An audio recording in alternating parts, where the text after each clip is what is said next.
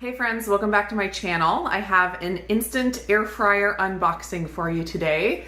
I have the 6-quart with the window view. That's the new feature that has been added. It is the Vortex Plus, which I believe if it's the same as the other models, the only difference is that it's silver in color and it has a dehydrate setting, which can come in very handy sometimes. So I'm gonna go ahead and do the unboxing for you and show you everything that comes in the package. And then we will go through the initial setup and test run where you basically burn off any chemicals that are in there. And then after that, I will pull out my 4-quart Vortex air fryer and show you the difference in size so you can make the right decision about what size is gonna be right for you.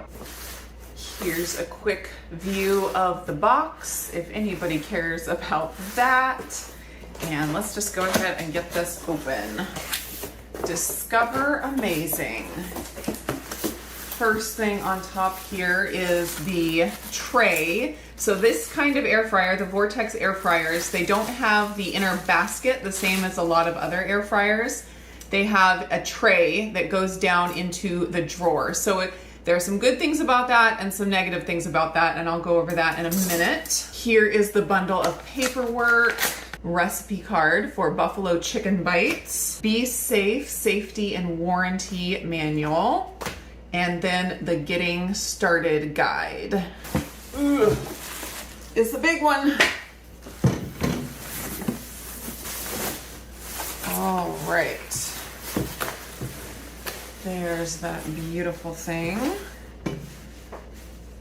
And that is all that is in the box. I'm gonna go ahead and get all the tape off. And the drawer, see what's in here. Gotta get out all the packaging material. A warning, cardboard. That's what the inside of the drawer looks like. And of course, this, okay, so it has little arrows here, and there's a little arrow on the bottom here to show you which way to put the tray in, because it looks like it won't fit just any way. So it just slides in right like that. And that's what the inside, there's the heating element in there. That's what the inside of the drawer area looks like.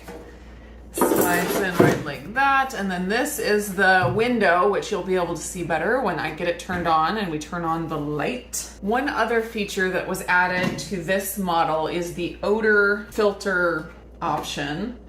Oh, and this, I'm trying to figure out, there we go. So this comes off and it has a filter in here. Let me see if I can figure out how to change that.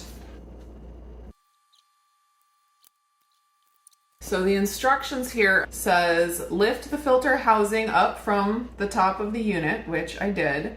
Remove the old filters and dispose of it properly. Remove the old filters, plural.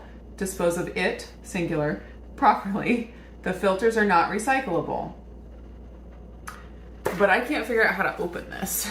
There's nothing really that shows how if it's supposed to slide or if you're just supposed to pull it apart.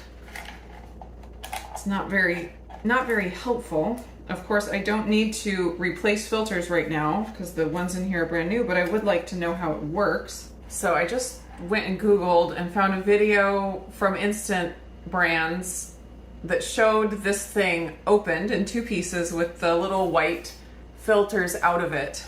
So apparently it is supposed to open. But I mean, I'm gonna have to get a screwdriver and like pry it apart because there's no easy way to open it. Ah. So anyways, that's not very intuitive. I guess the first negative of this review, but maybe I'll just ignore it for now and wait until I need to replace the odor erase filters. We'll just leave it where it is for now. So now let's chat about the basket style and the pros and cons of having the tray basket here in the bottom versus some other models. The most classic models have a basket inside the tray. And so usually the basket is connected to the handle. So there's a button here, you press the button, you pull it out, and it's a basket that has your food in it. And underneath is left all of the grease or fat or whatever that has dripped down, the drippings from the food. And that's super convenient. Like if you have a basket full of French fries, you can pull them out and dump them onto your serving tray or whatever, and all of the oil is left behind.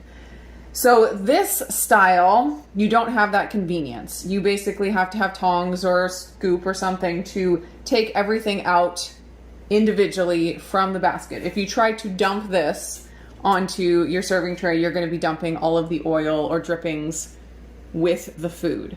So that's the negative of this style. The benefit is that you have more surface area. You don't have a basket on the inside taking up more space. And of course, with an air fryer, the surface area is the most important amount of space. It doesn't really matter how deep it is. I mean, you can cook like, taller things like bigger pieces of chicken and stuff like that, but you really have to have a single layer of food in order for everything to have the airflow and to get crispy. So having that extra bit of space not taken up by the basket is a benefit. So that's one of those things where you have to weigh which feature is more important to you and then pick the style based on that. Obviously, I purchased this one. I do like the convenience of being able to just dump a basket, but I like the other things about the Instant Brands air fryers. The results that I get are all very good. It seems like a very quality piece of equipment. So I went ahead and opted for the tray style. Gives me the more room and I lose out on that convenience of the basket. Let's go ahead and get it plugged in. Got some nice little sounds. So very similar to some of the other Instant Brands products that I've gotten recently, some of the more new varieties. It has a very light readout that's not super bright like some of their older models. And the sound is a little bit more muted, which the sound I kind of like that. If you have issues with eyesight, you might have trouble with the lighter colors and the lighter display. So keep that in mind. Let's try the light real quick so you can see that there. So that is kind of nice, being able to see your food as it's cooking and not have to open it every time you want to take a peek. That's cool. So as far as settings, they have air fry, roast, bake, reheat, broil, and dehydrate. And one important thing to know is that all of these settings cook the same way. Some of them are even like exactly the same. I believe air fry and roast do exactly the same thing with the same features, but the cooking is done in the same way. You set a time and you set a temperature and it heats up to the right temperature and the fan blows and that's how it heats. The difference comes in on the limits that you're able to set the time and the temperature to. So on dehydrate, obviously the temperature is going to be way lower options and the time is going to be able to go for a much longer amount of time. With broil, they lock you into the highest temperature and you can only set it for a certain amount of time. But if you were to set it on broil, which is 400 for 5 minutes, it's going to cook exactly the same way as if you hit air fry and set the timer for 5 minutes. One other key difference to point out is that on air fry and roast, it will give you a turn food notification about 2/3 of the way through cook time.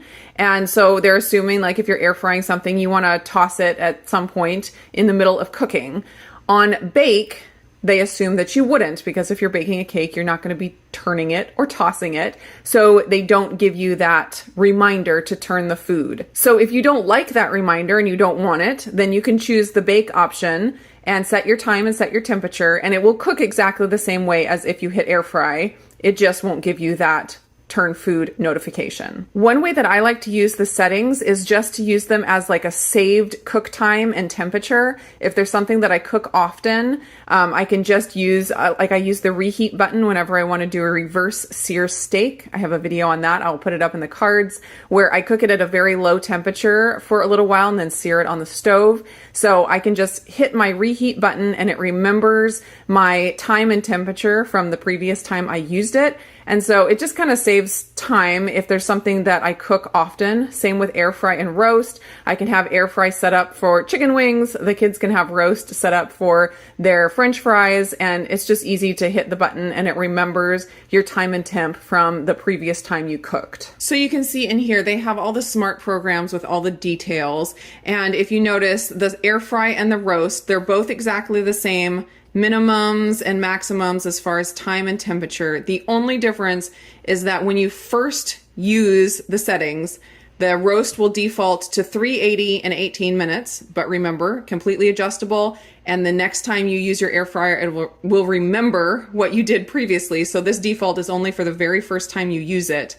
And then the air fry one defaults to 385 for 15 minutes. But again, that's only for the very first time you use your air fryer or if you reset it to factory settings. Real quick, I'm going to show you how to turn off the sound and turn it back on, and also how to change from Fahrenheit to Celsius and back. So this confused me for a second. I had to work on it because it's not super clear in the manual.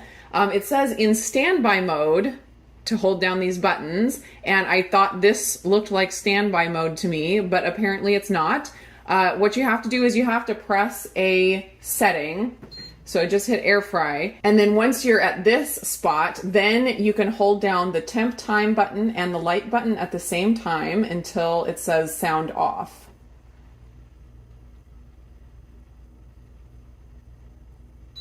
There we go. Sound is off now. And then if I want to switch to Celsius from Fahrenheit, I just hold down the temp time button until it switches. There we go. But I am going to turn the sound back on and then switch it back to Fahrenheit. There we go. And then, there we go. And then turn it back to Fahrenheit by holding this one down. I'm about ready to do my initial test run. I just need to wash the tray and the basket first. So I'm replacing the drawer. And I'm going to choose air fry and just keep it on the default settings and hit start. It will go through its preheating stage and then it will start cooking. It will tell me to turn food about 3/4 of the way through or 2/3 of the way through, but I'll just ignore that and it will continue its cook time. And then once that's done, it's ready to use.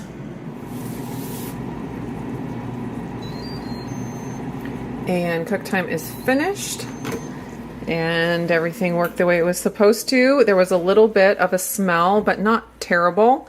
And this is ready to cook. Here's a quick side-by-side view of the 6-quart and the 4-quart. So what I have found between the two sizes is that you can fit about half as much in the 4-quart as you can in the 6-quart.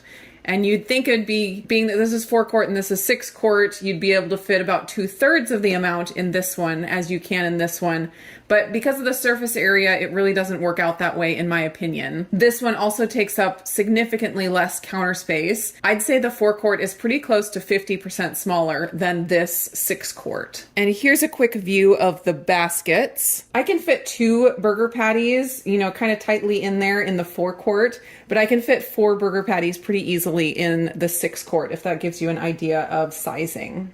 I hope that was helpful, and right now I am going to go ahead and film a second video making some sticky buffalo chicken wings in my new air fryer. So that will be coming out very soon. Stay tuned for that, and I will see you again in that video.